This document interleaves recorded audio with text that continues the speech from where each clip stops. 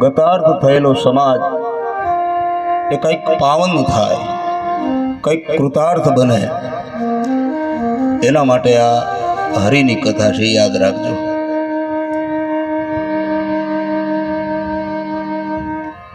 માત્ર આ દેહનું, પરિવારનું લાલન કરવું, પાલન કરવું, ભરણ પોષણ કરવું, માત્ર એ જ જીવન નથી. સંતાનોને જન્મ આપવા, એને મોટા કરવા, માત્ર મનુષ્ય જન્મ એટલા માટે નથી. મૈથુન અને એ તો બધી ક્રિયાઓ પશુઓમાં પણ છે, એ પણ સંતાનો અને બચ્ચાઓને જન્મ આપે છે.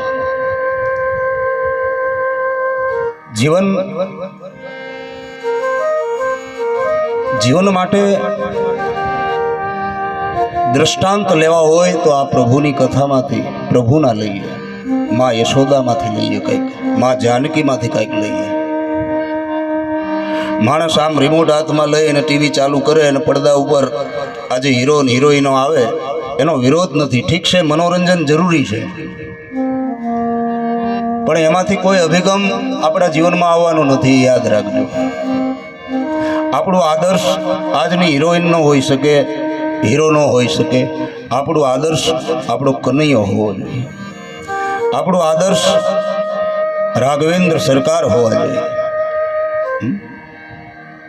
આપણે જેમાંથી પ્રેરણા લેવાની છે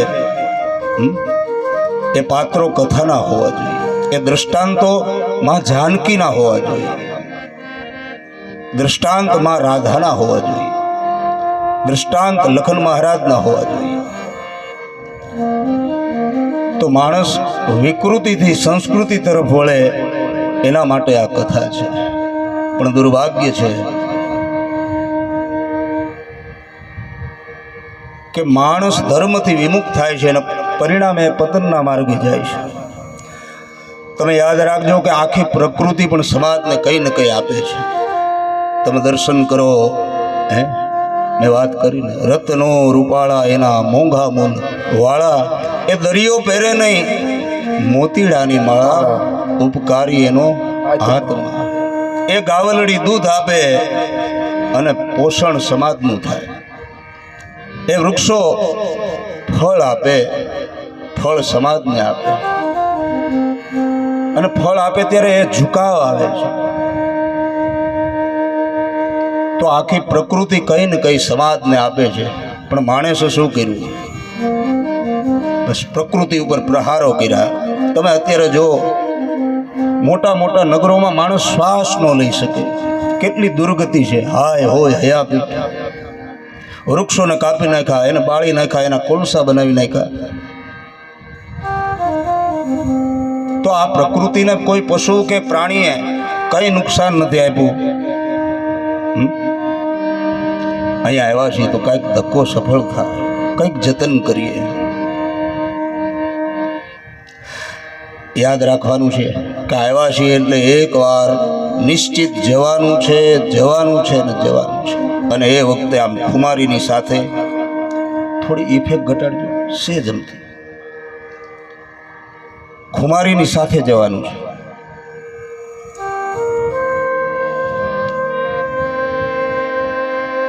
એક પિતા પોતાના દીકરાને મોટો કરે, એક માં દીકરાનું જતન કરે, એને ભણાવે ગણાવે, પેટે પાટા બાંધે, અને પછી એ દીકરાને વધારે અભ્યાસ માટે એ કાળી મજૂરી કરે, અને એમ કરીને ભણી લે. એટલે એના વિકાસ માટે હોય ન હોય વ્યાજે ઓછીના પૈસા લઈ પણ એ દીકરાને એ મોકલે એના વિકાસ માટે. પછી એ દીકરાનું કર્તવ્ય છે કે મારી માએ, મારા પિતાએ મારા માટે કેટલા સપનાઓ જોયેલા છે એ વિચાર. પણ દુર્ભાગ્ય કે એ દીકરો પછી એ ભણે પણ ગણે નહીં, અને એ દીકરો વ્યભિચાર તરફ વળે, દારૂ તરફ વળે. એ બાપને ક્યાંય ચેન ન પડે, યાદ રાખજો. બાપની પાસે લાખોની સંપત્તિ હોય, કાર હોય, બધું હોય, પણ દીકરો એકનો એક હોય અને એ દીકરો રસ્તો ચૂકી જાય, એ બાપને ક્યાંથી શાંતિ હોય વાલા? એ વ્યભિચાર કરીને આવે, પરસ્ત્રીનો સંગ કરીને આવે, એ મદિરાનું પાન કરીને આવે અને ઘરે અડધી રાતે ગોથા મારતો મારતો આવે. જ્યાં સુધી ઘરે ના આવે ત્યાં સુધી બાપને ચેન ન પડે અને એ દીકરો ગોથા ખાતો ખાતો ઘરે આવે.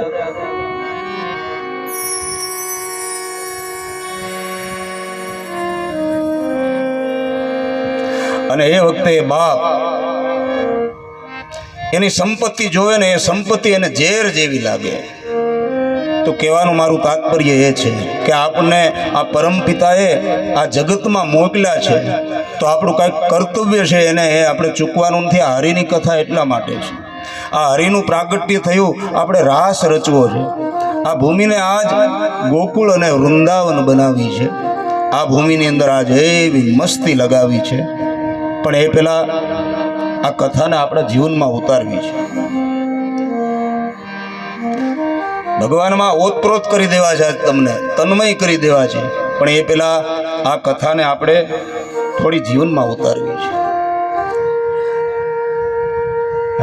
તો એ પેટે પાટા બાંધી અને પિતા દીકરાને મોકલે ને દીકરો રસ્તો ચૂકી જાય ને પછી એ દીકરા બરાબર દિવ્ય કલ્યાણની જે છાયા ચાલુ છે એમાં ભીતરથી કથાનો આનંદ છે. જય હો.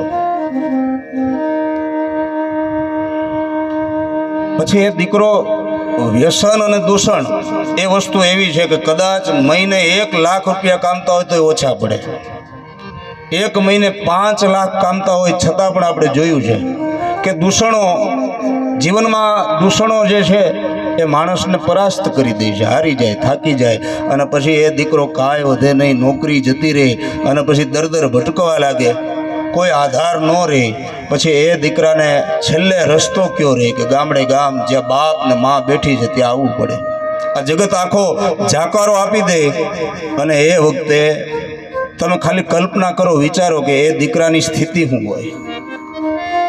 જેણે અનેક સપનાઓ સેવા અને દીકરાને મોકલ્યો છે પ્રગતિ કરવા માટે, અને જીવનથી પરાસ્ત થયેલો દીકરો જ્યારે ઘરે આવે છે ત્યારે એને કેટલો પસ્તાવો થાય. કમસે કમ એને એટલું તો થાય ને કે ક્યાં મોઢે આ મારું મોઢું મારા બાપને બતાવવું, ક્યાં મુખે હું મારા પિતાની પાસે જાઉં, એનો અફસોસ થાય. એમ મારા વાલા યાદ રાખજો, આપણે પણ એ પરમ પિતાના સંતાનો છીએ. આ બ્રહ્માંડના રચયિતા એ છે. ભાગ્યોદયેન બહુ જન્મ સમર્જિતેન સત્સંગમં ચ લભતે પુરુષો યદાવે. આપણો ભાગવતકાર જે લખે છે કે ઘણી વસ્તુ ભાગ્યોદયથી મળે છે, એમાંનું એક આ માનવ જીવન છે ને એ પણ ઘણા જન્મોની કમાઈ ભાગ્યોનો ઉદય થયો હશે ત્યારે આપણને મળ્યું છે.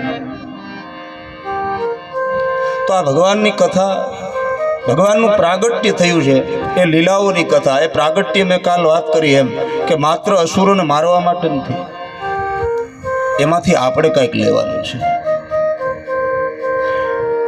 હવે આજનો માણસ ખાલી એ જો બેઠા બેઠા આમ ડ્રોન મૂકી દે અને એનાથી એ માણસોને મારી નાખે તો એ તો બ્રહ્માંડનો રચયિતા છે, અહીંયાથી બેઠા બેઠા અસુરોનો વિનાશ કરી નાખે.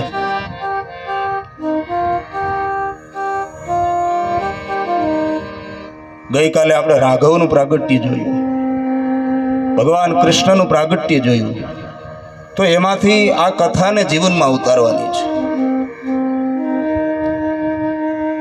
કેવો ભાઈઓની વચ્ચે પ્રેમ ગાદી માટે, બરાબર. નાના ભાઈને એમ થાય કે આ ગાદી મોટો ભાઈ સ્વીકારે, મોટાને એમ થાય કે નાનો ભાઈ સ્વીકારે. આ રામાયણ છે.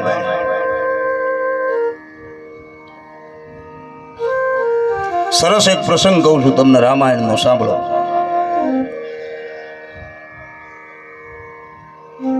ભાઈની સાથે ભાઈનો નિષ્કામ પ્રેમ કેવો હોય, પિતાની સાથે દીકરાનો પ્રેમ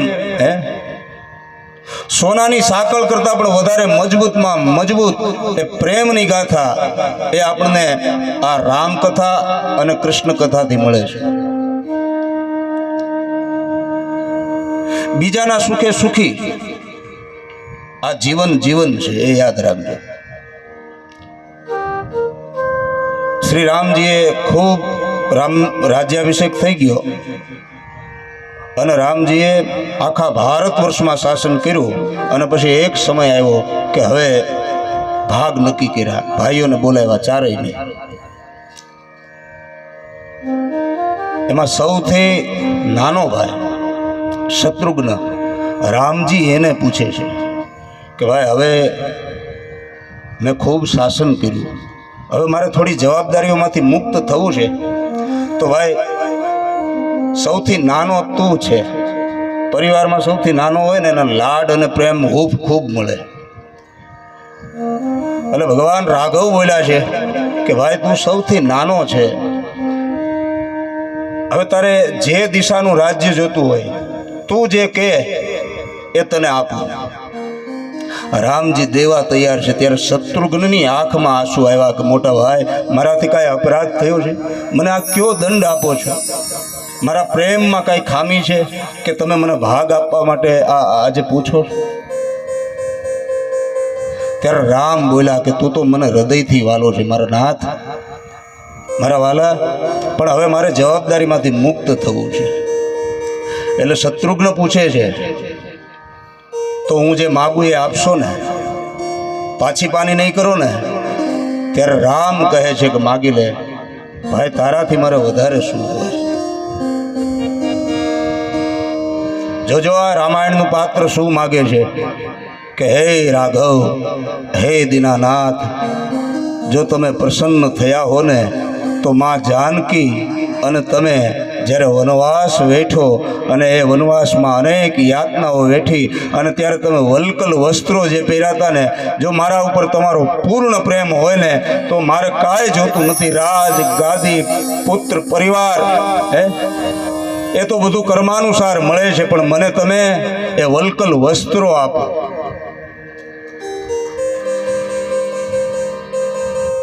રામજી પૂછે તારે આ વલ્કલ વસ્ત્રોને શું કરવા છે? કે બસ કાંઈ નથી કરવું, બસ નિત્ય એના દર્શન કરીશ, કબાટમાં મૂકીશ અને લખીને જઈશ જ્યારે જીવનયાત્રા સમાપ્ત થશે ત્યારે કે મારા આ અયોધ્યાનો આ ઇતિહાસ છે કે એક પિતાના વચન માટે થઈ અને રામજીએ 14 વર્ષનો વનવાસ હસતા હસતા સ્વીકાર્યો હતો. માં જાનકીએ એ રઘુકુલ ભૂષણ રામની સેવા કરવા માટે થઈ 14 વર્ષનો વનવાસ સ્વીકારી લીધો. ભાઈ લખને એ વનવાસ સ્વીકારી લીધો. જે ચક્રવર્તી સમ્રાટ કહેવાય, રાજગાદી કહેવાય, એનો અધિકારી કહેવાય, એ વનમાં અથડાય છે અને આવા વલ્કલ વસ્ત્રો પહેરી અને પરિવાર માટે, સમાજ માટે થઈ, ધર્મ માટે થઈ, પિતાના વચન માટે થઈ અને એણે આ દુઃખોને સહન કર્યા હતા. તો મારી આ આગળની પેઢી છે એને ખ્યાલ આવશે કેમ જીવન જીવવું. થોડી જમીન માટે, પ્લોટ માટે કજિયાનું મોં કાળું નહીં કરતા.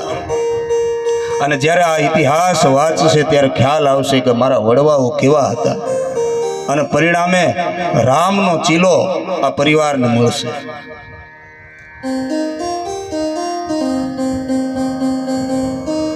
તો રામ અને કૃષ્ણ એની ગાથા એ જીવનમાં ઉતારવાની છે. ગમે એ પરિસ્થિતિ આવે એ પરિસ્થિતિમાં સહી લેવું. એ પરિસ્થિતિ એ પરમાત્માનો પ્રસાદ છે. આ વિશ્વાસથી જીવવું એ કથા શ્રવણ કરવાનું ફળ છે, યાદ રાખજો. બાકી તો એ દીનાનાથ એ કૃષ્ણ પણ તમે જો કેટલો સંઘર્ષ એના જીવનમાં. જન્મતાની સાથે એણે મા બાપને છોડવા પડ્યા, જન્મ જેલમાં લેવા પડ્યો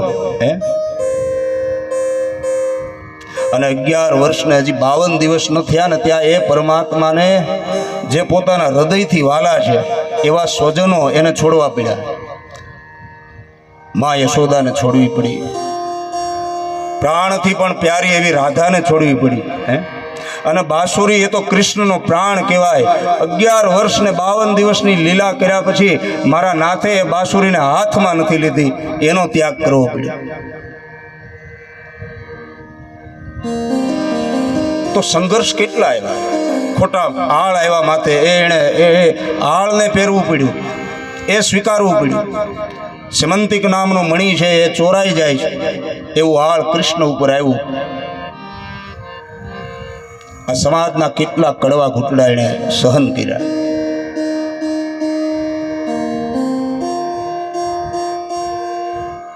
અને અંતે જ્યારે યાદવા સ્થળી થઈ ત્યારે પોતાની નજર સામે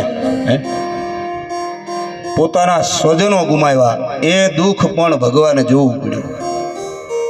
તો એ કૃષ્ણ કથા દ્વારા જીવનમાં ક્યારેક સુખ દુઃખ તડકો છાયો આ બધું આવે ને જાય પણ માણસ ક્યારેય ધર્મ ચૂકે નહીં.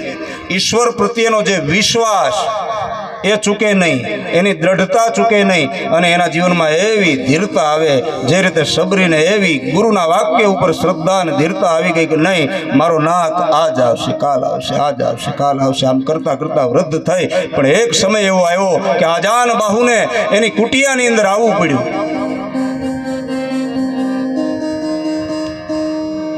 તો આ કથા દ્વારા સંદેશ આપણે આ ભગવાનના ઉત્સવમાં મન શરીરથી પ્રવેશ કરવો છે. પણ એ પહેલાં ગમે એ આપત્તિમાં આ કથા દ્વારા ભગવાનને પ્રાર્થના કરજો કે ક્યારેય અનીતિ કે અધર્મ તરફ આપણને જવાનો વિચાર સુદ્ધા પણ ન થાય.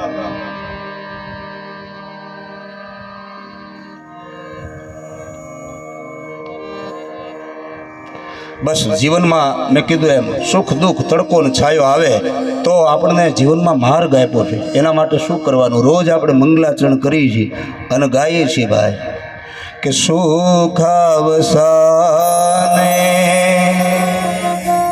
ઈદ મેવ સારમ દુઃખાવસાને ઈદમેવ જ્ઞેયમ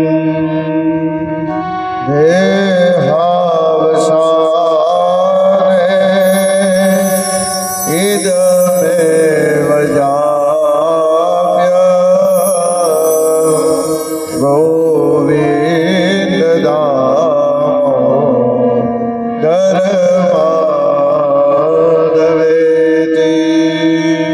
જ્યારે આપત્તિ આવે તો યાદ રાખજો કે એ કૃષ્ણનું સ્મરણ કરજો.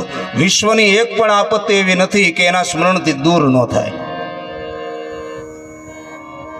માં કુંતા આવે તો એમ માગે કે વિપદ સંતુ ન શશ્વત તત્ર તત્ર જગતગુરુ, કે હે દીનાનાથ, અમારે જ્યારે જ્યારે આપત્તિ હતી ત્યારે તું અમારી સાથે હતો. માથે હે નાથ, ક્યારેક જીવનમાં આપત્તિ પણ આપજે. તો આ કથા દ્વારા એક સમય એવો આવી જાય કે એટલો વિશ્વાસ આવી જાય, માણસમાં એટલી દ્રઢતા આવી જાય કે એના મન મોટું પહાડ જેવું દુઃખ પણ એના માટે સુખ બની જાય. વાલા એ ભાંગે નહીં, એ હારે નહીં, જીવનથી થાકે નહીં. અને એના માટે બસ આપણને આ મંગલાચરણ કરી છે ત્યારે પ્રભુનું સ્મરણ કર્યા જેવું છે. કઈ વસ્તુ? કે શ્રી કૃષ્ણ ગોવિંદ હરે મુરારે, હે નાથ નારાયણ વાસુદેવ,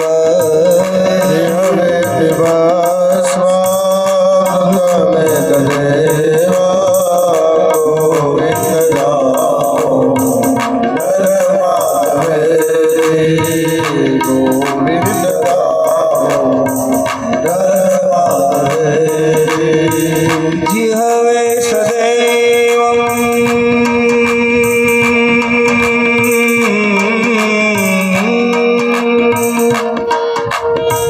જીહવે સદૈવં ભજ સુંદરાણી નામાની કૃષ્ણસ્ય મનોહરાણી.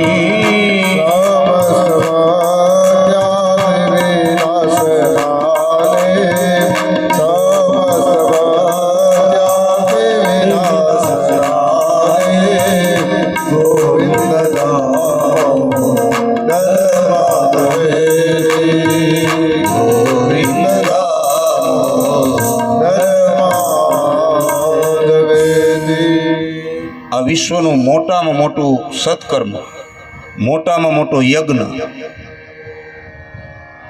મોટામાં મોટું સત્કર્મ તમે ગણી લ્યો તો એ છે હરિનું સ્મરણ, હરિમાં વિશ્વાસ, હરિમાં દ્રઢતા. વેદ પુરાણ અને શાસ્ત્રોનું મોટામાં મોટું કોઈ ફળ હોય તો એ વાલા યાદ રાખજો કે એક જ ફળ છે, એ છે આ કથા જીવનમાં ઉતરે, એટલી દ્રઢતા, એટલો વિશ્વાસ આવી જાય. અને ભગવાને જો પ્રસાદ આપ્યો છે વધારે, સુખ આપ્યું છે વધારે, તો વેચીને ખાઈએ. એવી કરુણા આવે, એવી દયા આવે, એવી ઉપાસના આવે, જીવનમાં એવા વ્રત આવે, એટલી દ્રઢતા આવે. બીજાના સુખે સુખી આ જીવન છે, બીજાના દુઃખે દુઃખી આ જીવન એ જીવન છે. ટૂંકમાં સુખ હોય તો એમાં સંપૂર્ણ શરણાગતિ.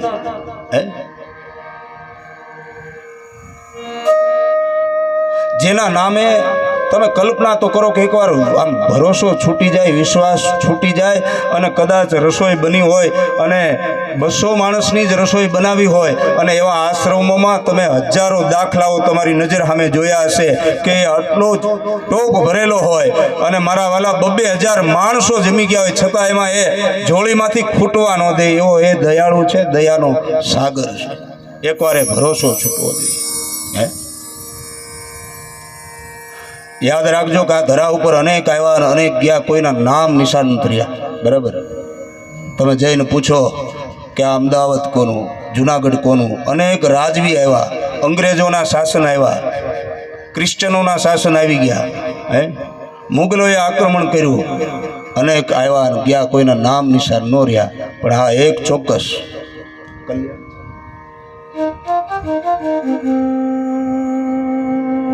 જૈન કોઈ પૂછે કે મેવાડ કોનું, તો એક નામ આવશે કે મેવાડ મીરાનું. જૈન કોઈ એમ પૂછે કે જુનાગઢ કોનું, તો એક નામ આવે કે જુનાગઢ મારા નરસૈયાનું. પોરબંદર કોનું, તો એક નામ આવે પોરબંદર મારું સુદામા. જે શરીરથી નથી પણ છતાંય એટલા વર્ષોએ મારે તમને તમારે એને યાદ કરવા પડે, એના જીવનમાંથી કાંઈ લેવું પડે. આ વિશ્વાસનું ફળ છે, જેની એક એક ફળ ઈશ્વર માટે હોય. એવી મીરાને મારે આજ 2 મિનિટ યાદ કરવી છે. તમે એનો વિશ્વાસ તો જો કે એના વિશ્વાસ માટે એ ઝેરને પણ અમૃત કરવું પડે ભગવાને.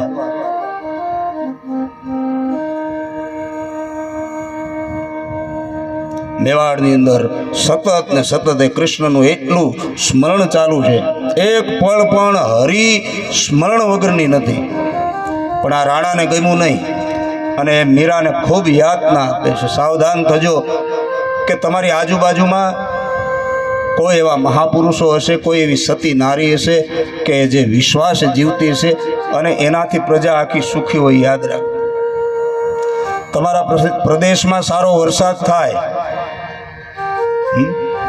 તમારા ખેતરમાં સારી ઉપજ આવતી હોય, તમારો પ્રદેશ થોડો સુખી હોય, તો યાદ રાખજો કે તમારી આજુબાજુમાં 5-25 કિલોમીટરમાં કોઈ એવો બાવલિયો બેઠો છે. તમારી આજુબાજુમાં કોઈ એવો સંત બેઠો છે, કોઈ એવો ફકીર બેઠો છે. આ કાનપુરી દાસ બાપુ જેવા કોઈ બેઠા છે. યાદ રાખજો કે એના આશીર્વાદથી, એના છાયે આ બધા તડકા છે એ દૂર થાય છે. અને ભૂલે ચૂકે એનો અનાદાર ન થાય, એનો અપરાધ ન થાય. ભગવાન એમ કહે છે કે મારો જો અપરાધ થયો તો હું ક્ષમા આપીશ, પણ મારા ભક્તનો અપરાધ થયો તો યાદ રાખજો કે ઇન્દ્રના વજ્ર જેવું સમાન કઠોર બની જશે. આવા જે બાવલિયા અહીંયા બેઠા છે, કાનપુરી બાપુને કેમ ભૂલાય? અને આમાંથી અમુક વડીલોએ તો કદાચ જોયેલા હશે. ભાઈ, એના ઇતિહાસ જો મેં વાત કરીને કે તમે 5, 25, 50 કિલોમીટરમાં જાઓ, તમારું બધાનું એ નસીબ કેવડું મોટું છે, કેવા તમે સદભાગી છો કે તમને કેવી મોટી આ છાયા મળી છે. 50 કિલોમીટર દૂર જાઓ ને ક્યાંય વંદન કરો ને માથું નમાવો તો તમે, અને પછી કોઈ પૂછે ક્યાંથી આવો છો, કે ચિત્તલથી, અને ત્યારે એ એટલું જ કહે કે તમારે અહીંયા આવવાની જરૂર નથી, અમારો બાપ ન્યા બેઠો છે.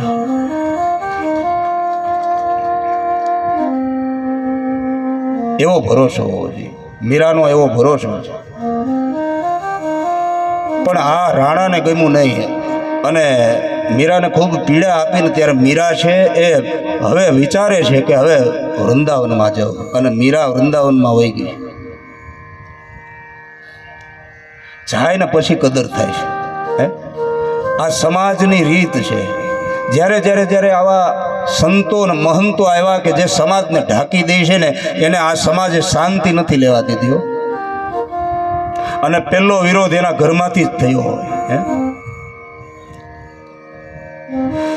એ નરસિંહ મહેતા માટે ભગવાન કેટલી વાર આવ્યો, પણ પહેલો વિરોધ ઘરેથી ભાભીએ કર્યો. એ મીરા માટે ઈશ્વરને આવવું પડ્યું. પહેલો વિરોધ ઘરેથી ચાલુ થયો, રાણાએ કર્યો. મીરા દુઃખી થયા અને વિચારે છે કે વૃંદાવન જતી રહો, અને મીરાએ મેવાડ છોડી દીધો. પણ સતમાં કેટલી તાકાત હોય મારા વાલા. થોડા દિવસો એમ કરતાં કરતાં થોડા મહિનાઓ ગયા અને આ મેવાડ મીરા વિહોણું બન્યું. અને મને કહેવા દો કે જે સુખ શાંતિ અને સમૃદ્ધિ હતી એ બધું ધીરે ધીરે ક્ષીણ થવા લાગ્યું, અને એક સાથે 12 દુષ્કાળ પડ્યા. મીરાના સતની એ તાકાત હતી કે જ્યાં સુધી મેવાડમાં મીરા હતી ત્યાં સુધી સુખ હતું.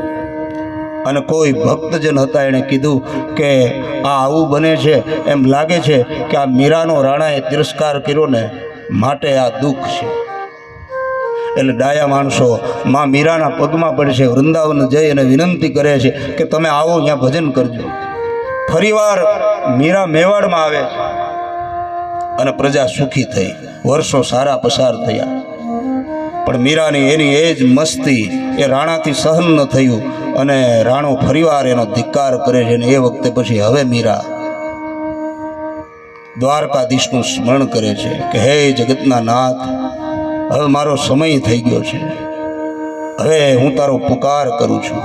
મીરાએ નિશ્ચય કર્યો કે હવે દ્વારકા જવું છે, અને મીરાજી દ્વારકા જતા રહ્યા. દ્વારકાની અંદર એ મનોહર મૂર્તિ એનું સતત સ્મરણ કરે, ચિંતન કરે.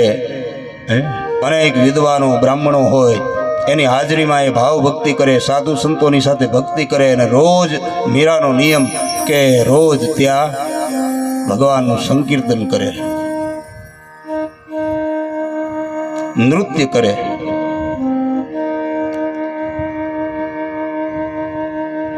હવે આ મીરાની ભક્તિ એટલી દ્રઢ થઈ ગઈ, અને એણે એક દિવસ ભગવાનને પ્રાર્થના કરી કે હે જગતના નાથ, આજ તારો હું દીદાર કરું છું, મને નિરાતે તારા દર્શન કરવા દેજે. અને મારા નાથ, આજનું નૃત્ય છે એ તું માની લેજે, આજ મારું છેલ્લું નૃત્ય છે. મારા નાથ, મારા જીવનમાં મારી ભક્તિમાં મારી શ્રદ્ધામાં ક્યાંક ક્ષતિ રહી હોય તો મને ક્ષમા આપજે. પણ જો મારી શ્રદ્ધા નિષ્કામ હોય, હૃદયના સાતમાં પડદે પણ મને તારી ભક્તિ સિવાયનો કોઈ પણ પ્રકારનો વિચાર સુદ્ધા ન હોય ને, તો હે જગતના નાથ, મને તારામાં સમાવી લેજે. આ અરજ કરી અને મીરાએ આજે એવું નૃત્ય કર્યું, છેલ્લું નૃત્ય. સંતો મહંતોની ઉપસ્થિતિ છે, વિદ્વાનો ત્યાં બેઠા છે, અને જગતનો નાથ આ નૃત્યને નિહાળે છે. જે મૂર્તિ હતી ને એ સાક્ષાત હરિનારાયણ એમાંથી પ્રગટ થઈ ગયા. એના હાથ લંબાવ્યા અને મીરાને લઈ અને પોતાના હૃદયમાં સમાવી લીધા. આ ભક્તિની તાકાત છે. આજ સુધી મીરાનું શરીર શાંત થયું હોય અને કોઈએ મીરાને ક્યાંય જળમાં સમાધિ આપી હોય કે અગ્નિ સંસ્કાર આપ્યો એ કોઈ જોયું નથી. કારણ કે મીરા એ ભગવાનમાં સમાઈ ગયા, અનેક લોકોની સાક્ષીએ. અને કોઈ આ સમાજ છે આ વાતનો સ્વીકાર કરે એટલા માટે એક નિશાની આપીને ગયા. આટલી એવી ચૂંદડી એની અહીંયા હૃદય ઉપર રહી ગઈ. તો આવી દ્રઢતા, આ વિશ્વાસ એ કૃષ્ણ કથાનું ફળ છે. તો હવે મારો વાલો એ રાસનો રચયિતા અહીંયા પધારી ગયો છે, ત્યારે એ કૃષ્ણ લીલામાં, એ આનંદમાં, એ મસ્તીમાં મન